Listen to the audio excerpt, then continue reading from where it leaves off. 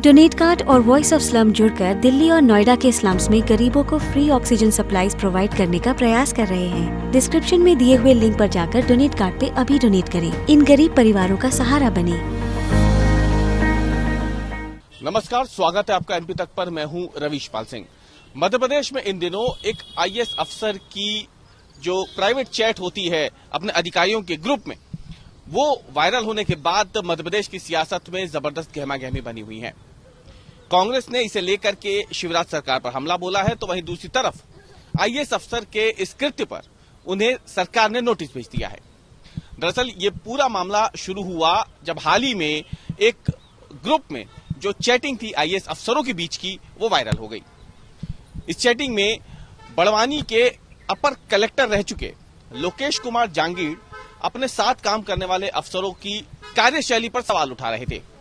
उसमें उन्होंने ये तक लिखा था कि बड़वानी के जो कलेक्टर हैं वो पैसा नहीं खा पा रहे हैं और इसीलिए उन्होंने मुख्यमंत्री के कान भर दिए।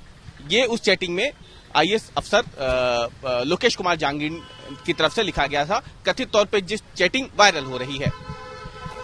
इसके बाद आपको बताएं कि चैटिंग से पहले अपर कलेक्टर लोकेश कुमार जांगीड़ का तबादला हो गया था राज्य शिक्षा केंद्र में।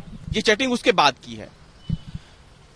तबादला होने के बाद उन्होंने ये भी लिखा है इस चैटिंग में कि जब वो रिटायर हो जाएंगे तो बकायदा अपने अनुभवों पर एक किताब लिखेंगे, लेकिन फिलहाल उनके हाथ बंधे हुए हैं। रिटायरमेंट के बाद जब वो किताब लिखेंगे तो उसमें कई सारे तथ्य वो सामने रखेंगे, सच्चाई सामने रखेंगे, लेकिन फिलहाल कंडक्ट की वजह से, जो सर्विस कंडक्ट होता है उसकी वजह से उनके हाथ बंधे हुए हैं।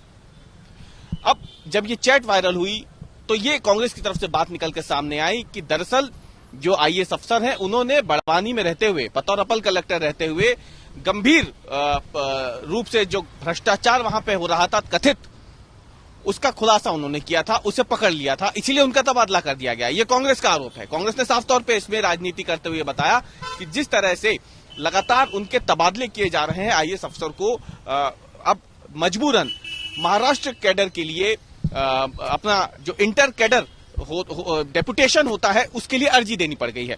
11 जून को लोकेश कुमार जांगीड़ ने डीओपीटी में, मतलब जो directorate of personal and training है, उसमें बाकायदा चिट्ठी भेजी है और उन्होंने कहा है कि महाराष्ट्र में, जो कि उनका गृह राज्य भी है, वहां पर वो 3 साल के लिए इंटर कैडर डेपुटेशन पे जाना चाहते हैं, क्योंकि वहां पर उनके जो दादाजी हैं वो बेहद गंभीर रूप से डायबिटीज से पीड़ित हैं। उनकी जो मां है और वो भी वहीं रहती हैं महाराष्ट्र में, तो वो चाहते हैं कि कम से कम 3 साल के लिए अपने परिजनों के पास वो रह सके और उसके बाद 3 साल का जो डेपुटेशन होगा, इंटर कैडर डेपुटेशन, उसके बाद वो वापस मध्य प्रदेश आ जाएंगे। फिलहाल ये चिट्ठी भेजी गई है डीओपीटी में। महाराष्ट्र सरकार और मध्य प्रदेश सरकार जब एनओसी दे देगी उसके बाद ही लोकेश महाराष्ट्र में अपनी सेवाएं दे सकेंगे। लेकिन जिस तरीके से ये पूरा मामला सियासी रंग लेने लगा, इसके बाद सरकार सामने आई। चिकित्सा शिक्षा मंत्री विश्वास सारंग ने बाकायदा ये कहा कि जिस तरीके से जो अफसर हैं उनके कृत्य हैं, जिस तरीके से ये चैटिंग वायरल हुई है और जो उन्होंने रिकॉर्डिंग अगर किसी की भी है अपने अफसर की, तो ये बेहद गलत है।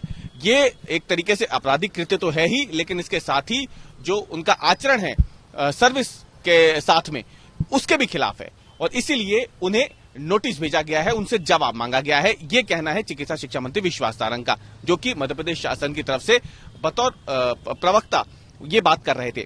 उन्होंने ये भी कहा है कि इस तरीके से अगर तबादले किसी के बार बार हो रहे हैं तो ये बेहद सामान्य प्रक्रिया होती है। इसे कहीं पर भी किसी को ये नहीं लगना चाहिए कि उसके साथ जानबूझ करके ये किया जा रहा है। अगर उसे ऐसा लगता है तो वो अपने पद के साथ अन्याय कर रहा है।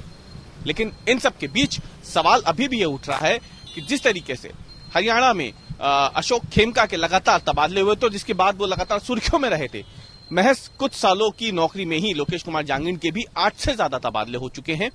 क्या इन दोनों में कोई समानता है?